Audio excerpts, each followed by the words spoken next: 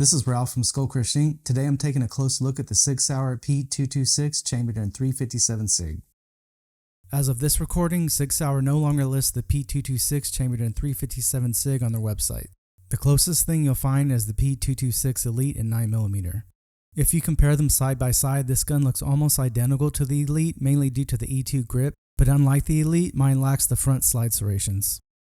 By the way, this P226 has been my personal nightstand gun for about the past 5 years. But it's not my first in 357 Sig. I got the first one right after I got off active duty in 2001. It had the standard grip. I don't even think the E2 grip or even G10 grips existed back then, at least not that I can remember, and it didn't have a rail, so I didn't have a light attached to it. I think I remember Surefire making some kind of adapter that could hold the light in place, but I didn't like the way that looked, so I never used it. I just kept a flashlight nearby. Of course, I still have that gun. I'll never get rid of it, but I'll do a video on that another time. I swapped the factory sights for XS sights with this really big yellow front sight here. That bright yellow ring makes target acquisition fast in daylight, and the tritium vials on both the front and rear sight make it easy to see in low light or even no light at all, which is exactly why I have this as a nightstand gun. For me, the tritium isn't just for aiming. When I said I use this as my nightstand gun, I meant it literally. So when the 226 is on my nightstand and it's totally dark, those tritium dots help me quickly identify exactly where the gun's at, and I can pick it up easily, no problem. Speaking of low light and no light, I have a Surefire X300 mounted on this. Over the years, I've tried different weapon lights. Streamlight also makes solid options, but in my experience, Surefire is the gold standard. If you need a duty grade light, this is the way to go. Skullcrush Inc. doesn't sell sights or weapon lights or anything like that, but if you are interested, I'll leave a link in the video description below. Now let's talk about the grip. This has the Sig E2 grip, which I personally love. The traditional P226 grips are nice, but the E2 feels less bulky. My hand just sinks into it really well. Meaning when I pick it up, there's no need for minor adjustments. As soon as I wrap my hand around the grip, it's going to be in the perfect spot every time. The stippling texture has just the right balance. It's not too aggressive, but definitely grippy enough for solid control, even if your hands are sweaty. I actually bought this P226 from my distributor as a factory refurbished model. I don't remember what terminology they used exactly. I don't know if they used refurbished or used, but something to that effect. And when I got it, I couldn't find a single scratch on it. It looked brand new. I found no evidence of it being fired or used, no holster wear, nothing like that. I take really good care of this one, but if there are any marks or scratches on it now, they're for my own personal use. For magazines, I stick with Mec-Gar. I keep this 15 rounder loaded in the gun, and I have a couple of 13 round flesh fit mags as backups. The factory Sig mags hold 12 rounds, but I don't use them. These Mec-Gar mags have been 100% reliable, even after being fully loaded for years.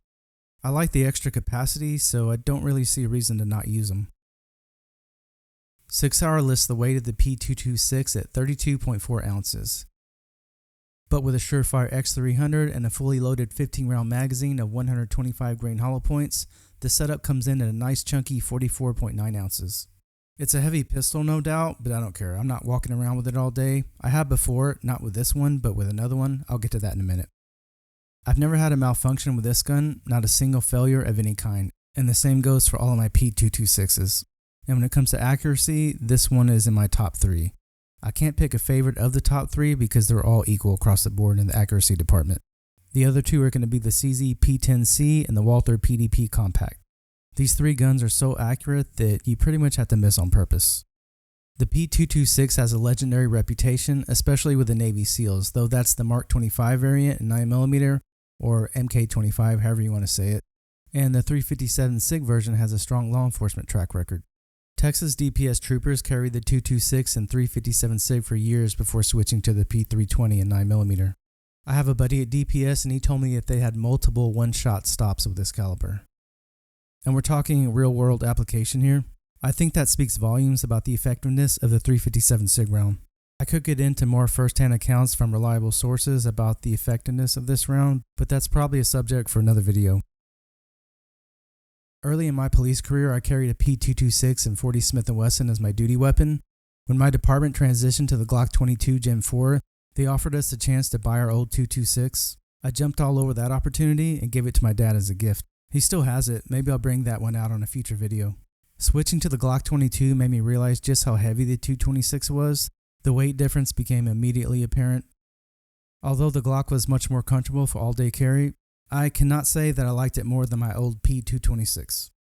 I personally can't say that the Glock 22 is better in any category except for comfort. When you're carrying a handgun on your belt all day long for 10 to 12 hours or more, weight becomes significant. With all that said, the P226 is still my all-time favorite handgun, regardless of caliber, 9mm, 40 Smith & Wesson, or 357 Sig. They're all good, but my preferred caliber for the P226 would be the 357 Sig. Not because of ballistic gel tests or internet debates, but because I know what it does in the real world. But the best caliber to have is whatever you have loaded up when you really need it. In other words, it doesn't really matter as long as you have something and you're trained with it. And that's it for my review on the Sig Sauer P226 chambered in 357 Sig. If you found this video helpful, be sure to like, subscribe, and visit skullcrush.com. See you in the next video.